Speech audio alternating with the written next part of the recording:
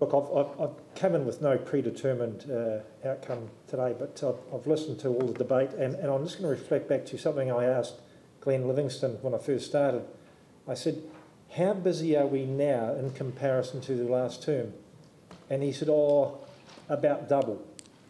Now, that is related to earthquake issues. It is related to the long-term planning process with our financial issues that we have to deal with. It is related to the truncated district plan review, but they're going to be over soon. And that has increased our workload, and I'll concur with actually Councillor Turner. We are working massive hours, and there is no getting around that.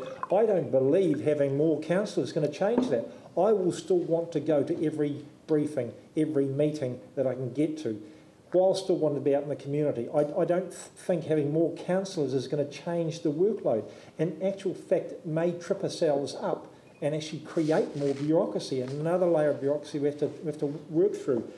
You know, and I actually believe that actually when people say they want, you know, a closer contact with the councillors, I think it may be misinterpreted with they want more local decision making, and that is actually empowering the community boards. The community boards need more delegated authority to handle the stuff. And I think the Mayor pointed out, we had two decisions in front of us today which really are a community board decision. They're not ours. We need a slightly helicopter view of what the city's doing, being more strategic about the vision and where we're going to take the city. We can't do that when we're buried in our day-to-day community board issues. And as councillors, we do wear two hats. We wear a community board hat, but when we come around and sit around this table, we cannot think about our community board as our main focus. Our main focus is the city and where is the city going to. So I think we've got a great amount of people here. I do think we have awesome debates that actually get really good outcomes. And I've been surprised sometimes, you know, with the diversity of personalities and political views around the table. We still come at some very good decisions. I don't believe having more councillors will actually add to that. I just don't think it will. So I won't be supporting this. And I think that we're going to send a clear message to what Christchurch think, that this council, you know, we've got our heads in the trough. We hear that word all the time, that we're sucking on their ratepayers' funds. And I think adding to the council is going to add to that feeling out that's actually out there at the moment. I would like to see a lot of work done on how we can drive the decision making down to the community board, strengthen the delegations, and I think that's where the work really should be, in my view. Glenn. Thank you. I'd like to begin by acknowledging the work that Jenny and her team have done. I know that Christchurch is being looked at and held up already in regard to other councils viewing us. That's the feedback that's been received. Now, I think numerically too, the number of people that have been engaged in our communities has actually exceeded those engaged over the LTP, am I correct? And that, in my mind, has been a very good response so far. My understanding of what our task is today is that we have to demonstrate in our response the three principal considerations which are in your report in 2.9, in our report's proper consideration in identifying communities of interest, effective representation and fairness of representation. When we look at what the communities have said, they've said we want a lower ratio, we want more effective contact with our councillors, and then if we look at what the community boards have said, they mostly want increased representation by way of lower ratio. My view and my conclusion on this is that our response will be measured by how well we have addressed the three principal considerations identified in 2.9 in the report. Possibly that's a strong argument over the cost, perhaps even over the delegations to community boards, but they actually don't come into the framework into which we've been asked to respond over this. The three drivers are clearly listed in 2.9, and that's what we have to address. And I think we could actually weaken our response if we don't take those seriously and centre our response around those. In my mind, agreeing with option D would actually be consistent with what our communities have said to us in high numbers and what our community boards are saying too. And I really urge you to go with option D. Jamie. Thanks. Look, I've obviously got an open mind to this process, but I think at this stage the most prudent thing to do is go out with our best foot forward, what we believe is ultimately right for the city. And there is, in essence, what we're really saying is, do you look at having a similar number of councillors with C or with D? Would you heading towards an additional 6 or 7 councillors with D? That's what the ratios mean. I couldn't think of anything more terrifying than adding to a big bloated bureaucracy. I think that we've got 14 people around the table. Oh God, sorry. Calling this council a big blooded bureaucracy. Adding is to one. Demeaning Right. and insulting. And All I right. ask that they get Sorry, okay, I take it back, Accept the it's point fine. of order. Can you withdraw that statement? Okay, Just say, I withdraw. I withdraw that, See, it's Yanni. like Parliament now. The efficient, well-oiled, nimble Withdraw and apologise. governing body that we are, more like it. I think 14 people around the table is a huge amount. I think that it takes a very, very long time in governance terms to get things done, and I understand that that's the nature of it. I do understand that a council isn't necessarily a commercial board, but I think that if I've learned anything about local government, it's about finding the balance, and I think that sums up everything, because there's always two sides to an argument, and I think fundamentally what a council is about and what a councillor's job is to govern and to represent. And actually, they're sometimes at opposite ends of the spectrum. So I think if we wanted to be really, really effective and efficient, we'd have 6 councillors elected at large. That would be fine, and would be really, really efficient. I don't think that the representation side would be fantastic. But then I think on the flip side, hey, we'd have really great representation if every community group was a community board, every 8th person down the street was a councillor. But you'd also get absolutely nothing done. So I think finding that balance and finding that middle ground is what's important. My personal belief is that, that what people really care about, I think that they want to be able to take part in local decision making, or have an entry point in the ability to take part in local decision making for issues that are important to them, and I think that they want the council to be effective and efficient. So you look at companies here, and I had a quick look at what their revenue was and the boards of directors. I'm not saying that's the be-all and end-all or a totally fair comparison, but they do governance. That's the whole point of a board. You've got Tower Insurance, $300 million in revenue per year, 5 directors.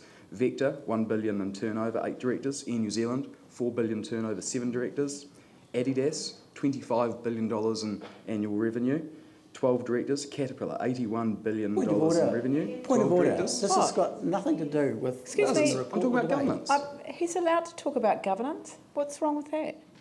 I'm talking about it's governance. not out of order to make a reference to the size of a governance board when we're talking about a council. We know that a council isn't a board of directors, Totally. but there And I are do acknowledge similarities. that, It is a in fact. governance body.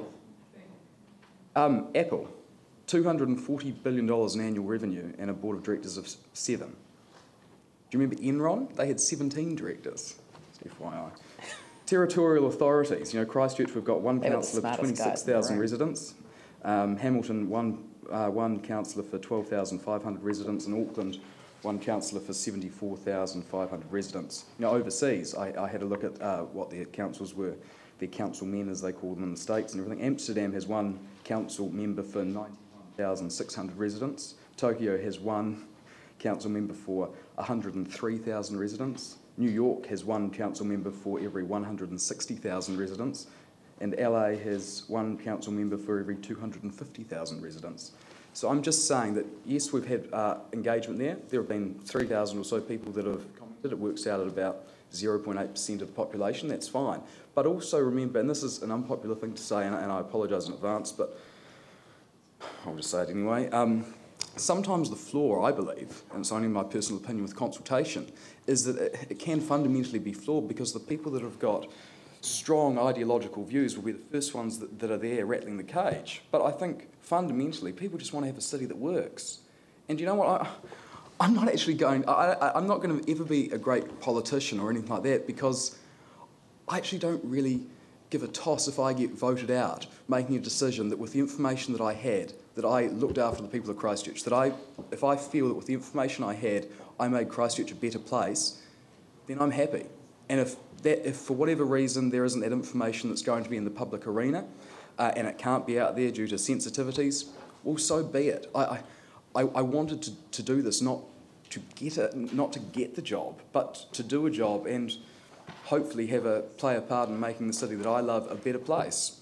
And it's not always going to be a popularity contest. I think the most important thing, and what I do, is look at the big picture and look at the city as a whole and try and make the best decisions possible. I think the easy option there is to say, well, look at the consultation results there. People are saying that they want to have more councillors. Fundamentally, I believe that would be the wrong decision. I think that it would further hamper our ability to actually get things done. So I believe that a nimble group is better. I think that actually the numbers that we've got right now works reasonably well. Everything that we've actually talked about the amount of meetings and potential being overworked, having more people doesn't mean that the agendas get smaller. All it means is that there's more questions. I'll tell you what, it's lucky that I don't have a microphone in my head, because I don't know how many times I sit there and in my head, if I've gone from an actual corporate board meeting, and in my head I'm going, why are we going on about this? Can't we just make a decision? Why are you asking irrelevant questions? Why are you making political points? Why are you asking questions that you already know the answer to? And having more people around that table I don't think is going to cut through anything or make us any more efficient. I think it's all about governance and management. We don't need to be managers. We have great managers here. We have great staff here. I believe that we govern. I believe that we set that high-level direction, and that is our job. That's what we should do. And do you know what? We can have that relationship with the community, but having more people there, I don't think will make an iota of difference. So there's no way that I could support at this stage, from the information that I have, suggesting that we significantly add to the councillors. Thanks. Phil? I want to start too by acknowledging the huge work that went into the pre-consultation. And unlike Councillor Goff, I applaud the review and the results, and I believe the people. And when I stood for council, I was one of those, and I believe everyone around this council table also said they actually stood for democracy. They wanted democracy improved in Christchurch. And I'm quite sad to hear some of the comments that I've just heard. But I actually think that to actually move that debate to empowering community boards actually is like putting the cart before the horse. I think I chaired a board, the Sprayton Heathcote board, for 4 terms. I know what it was like to have the powers of that board taken away. I also know that it will take a long time, and we must, in terms of empowering community boards, of course we must do that, but we must do it carefully and sensibly. And I do not believe at all that it's workable to try and say, oh, well, we'll now empower community boards. There's a lot more to it than that. And we need the buy-in from not only these community boards, but the future community boards too. I also want to reiterate Councillor Andrew Turner's point about council needs to be effective. The Commission are looking at how it will be effective. I'd have to say that while a councillor could say, well, 14 councillors is enough. The truth is, we actually seldom have 14 councillors around this table. And as has also been referred to, even fewer at the committee meetings, often, unfortunately, not always making a quorum. Those are facts which we have to take into account. And you don't need to be a social worker at all to pick up the stress levels at times around this table. I believe most councillors work very, very hard and do very long hours. And there's no doubt in my mind that the workload has to be shared and that we need more councillors. I also think too, a big advantage of having more councillors is we could have a wider range of views and ideas around the table. What would be wrong with that? And so, there's no doubt too that the Commission have to ensure that as a council, we have the resources to carry out our responsibilities. I don't believe we currently have. We have to have the resources to have a good decision-making ability. It's rebuilding Christchurch is really a total change in terms of the focus and workload of a council. We are not in a position of business as usual. The Commission expected that at this review, some changes would be made in terms of the new representation. And there's no question about the changes that have already happened and how we need to adapt to those changes. So I'm strongly arguing that we support option D. David? Thank you. Look, I think I go back to my original comments about the whole representation review centring around what we do with Banks Peninsula. Personally, I would support comments made by Councillor Lonsdale about the workload and it's being related to the earthquakes and a number of other statutory things that we're dealing with at the moment. Look, I'm prepared to support option D at this stage because I believe it probably will give us a range of options to consider, and in amongst that is the status quo. I personally am quite content with the current arrangements with the city, but I am concerned about how we deal with Banks Peninsula. So on that basis, I am prepared to support option D on the proviso that it does not exclude the status quo, and we at least will have a range of options to look at. But it does exclude the status quo, so... Eh?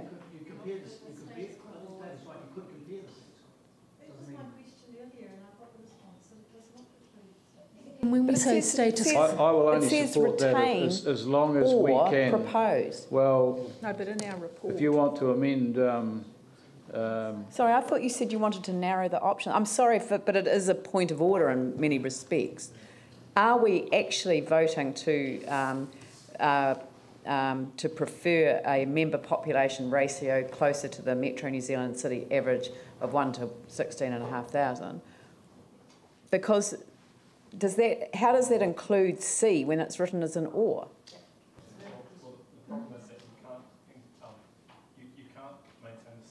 The decision we've made over the Banks Peninsula, so you will have to have some change. Now, what that level of change is really what D's giving you the flexibility to look through and work out what is the kind of sensible, logical level of change. But hang on, we've just had a councillor say that he supports D on the basis that it includes C, and it doesn't. So, I mean... Well, my understanding from the report that will come back regardless is that the status quo will have to be one of the options. But we're already stating that our... Why are we having this vote then? Why are we having a vote on this if that is the case? My understanding is we would use that as on a comparative basis, so we knew where we are now and you'd look in the future. But we can't go back to it. Can I say something? Yeah. Well, the status quo option that we put in the report now will have 13 councillors and Banks Peninsula integrated to the city. Now, if you only go with that option, then that's all you do, isn't it? So we're wanting to know, do you want other options? And is your preference to move? Is your preference to move closer to the ratio? Ratio? So one of the options would be an amended status quo, and then your other options would be moving closer to the average. So we're C does not preclude the increase in the number of wards. It's a ratio. Yes, I know. Well, you just said that we are either voting to stick with the 13 wards, and I don't accept that. I don't accept that that is what 1 to 26 means. You can still increase the number of wards. So, yeah, you can do that. I mean, this is a... I mean, the problem has arisen because we've just had a councillor contribute to the debate saying that he will support D on the basis that he still wants to consider the option of C, but we're precluding C by voting for D. No, what you're giving the working party is where your preference lies. When we come back with options, we always have to come back with an option of the status quo. Yeah. And then we would say, and the other options indicated by the council as their preference are these things here. So the status quo... So why are we having this vote now? Because we want to get the working party needed an indication of your preference. Was your preference to move towards the metro average ratio, or would your preference be... What? Not to move lower or stay where it is? Well, but that's not the option that we've really been given. In many respects, what the paper should have said was that the council the council acknowledges that one of the options will be retaining the current member population ratio.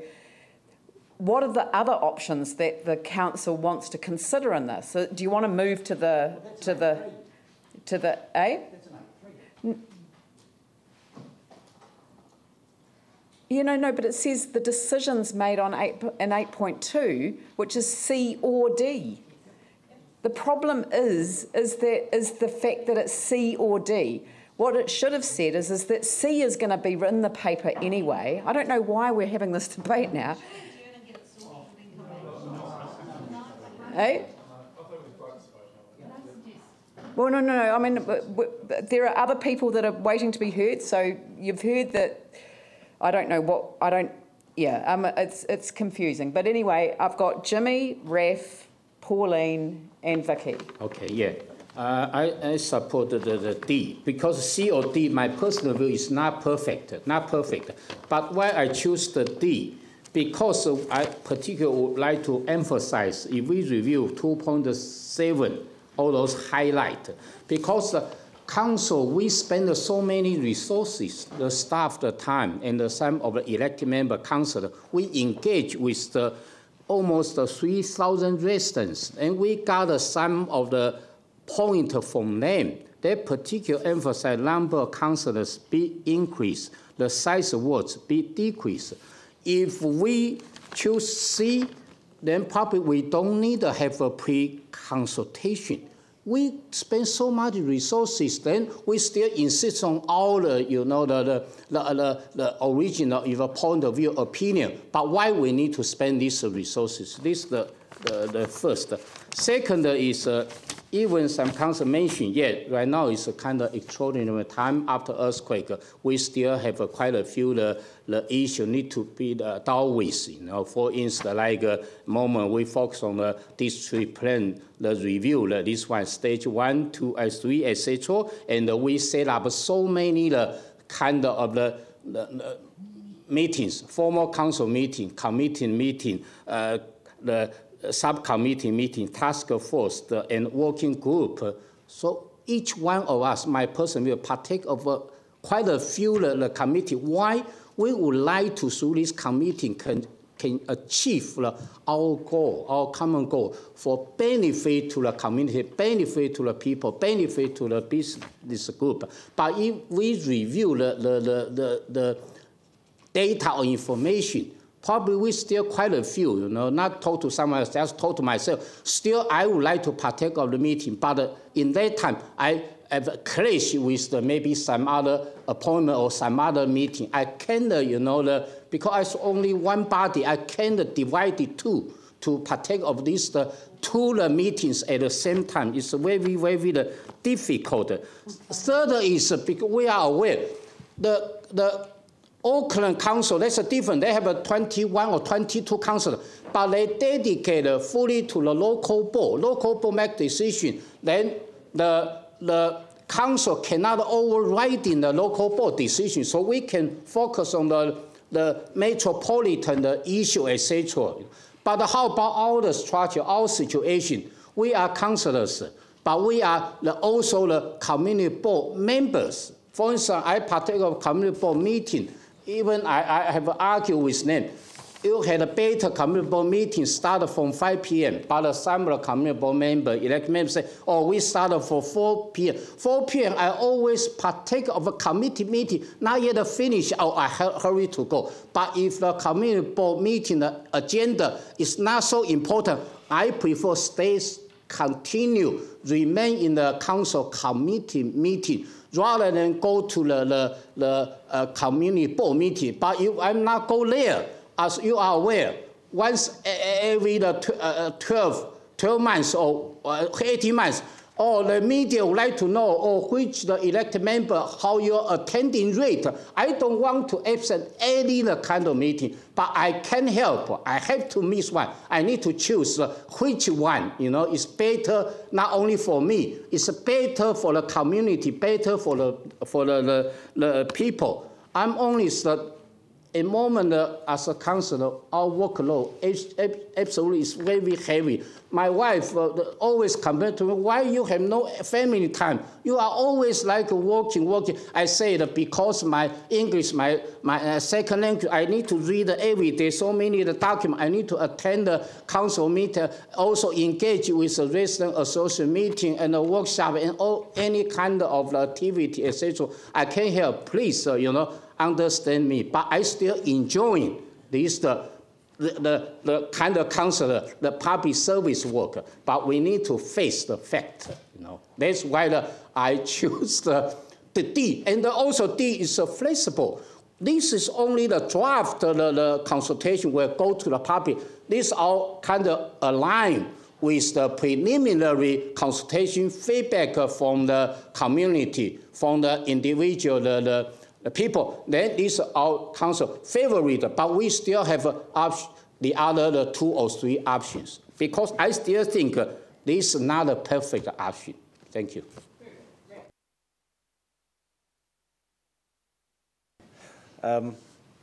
Yeah, some interesting points put forward by people. I think this focus on the ratio actually is irrelevant.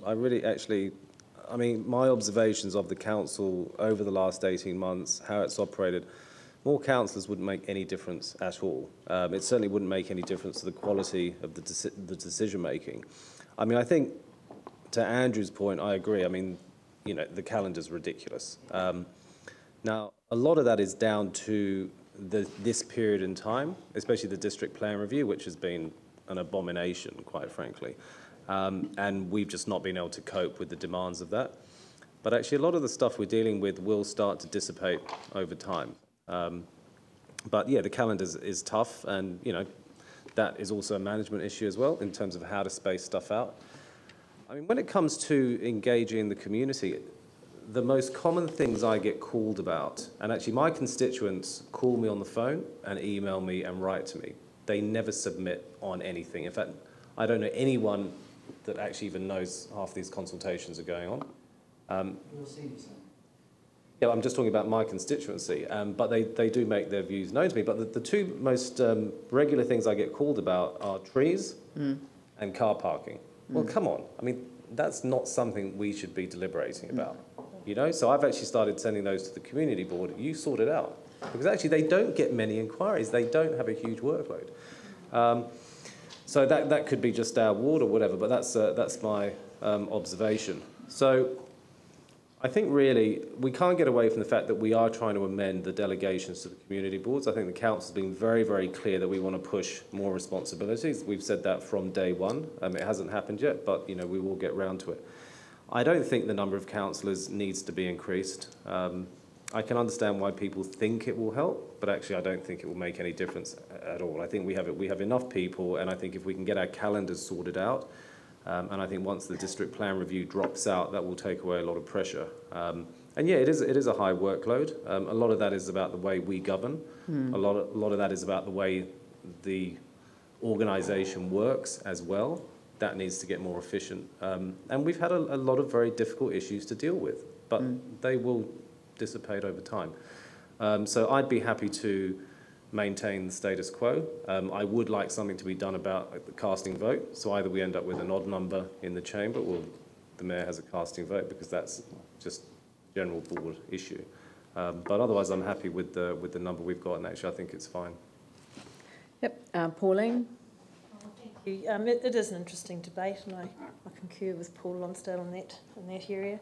But the various views around the table, they're all valid. I'm not making any preempting any decision on how many councillors I would or would not prefer. But what I'm saying is that the staff have worked very hard on this, and I'd like to see that work continue into option D, so that we can actually have some more information presented to us, so I can make a better decision. This is a local government. It is frustrating. It is different than commercial companies who might be making billion-dollar decisions with 4 or 5 board members. But we have to consider other things like community well-beings. Those are the things that are really cumbersome and take the time. Those are the things that require community connections. And yeah, empowering community boards may be one thing, but we still need to be connected to our communities. You can't say the top of the tree is not connected to its roots. It would die. So, you know, it is complicated. I would just really like to see the staff finish this work, bring back some really valid options, and then have the discussion on how many councillors we would prefer to see around the table. What the decision on our preference around Banks Peninsula is going to change the picture hugely. I want to see that picture presented to me with the options, and then I will make my decision. So I'll be... Vicky?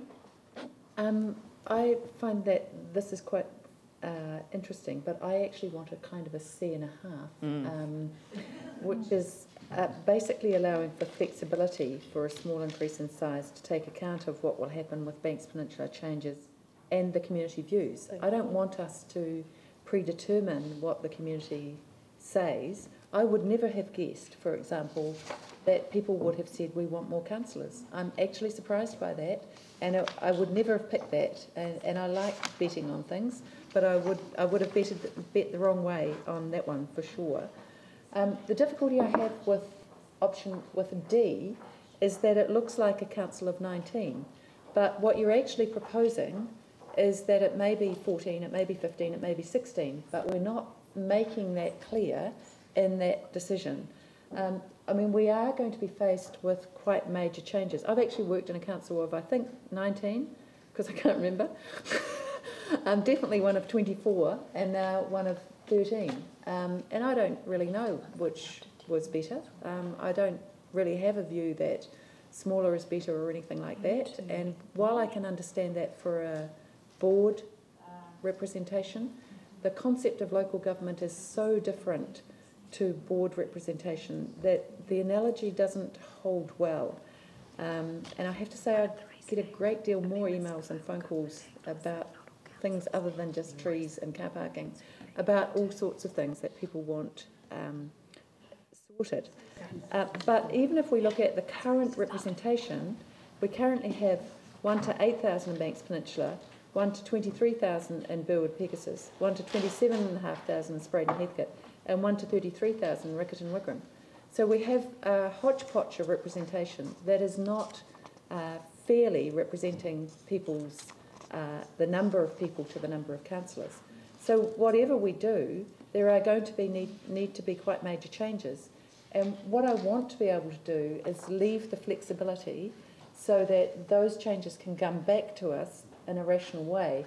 And the choice of leave it exactly as it is or move closer to 16,500 to one councillor, which sounds like a 19-member council, is not, I don't want either of those. I want a range of options in between those which reflect what people actually say they want and reflects their view of what is their community, because it's been interesting to listen to what is their view of what their community is. And it's not always as I would have perceived it, and that's totally fine. So I want some flexibility, and that may mean a small increase in councillors to take account of the changes that we've seen, but I don't really want C or D.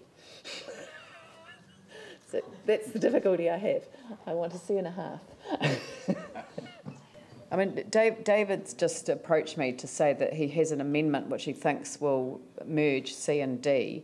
But I said that in the middle of it, well, at the end of a debate, we can't move an amendment, you know, unless people were comfortable with taking a slightly unorthodox approach. I'm sure we could set aside standing orders. If you'd like to read out your proposal, and if there were agreement between the mover and the seconder, then I would be prepared to contemplate it, because I think those that oppose the current D might feel comfortable with the amendment, and if they, but there are, I don't think anyone who supports D would be uncomfortable with the amendment. So if you just read what it...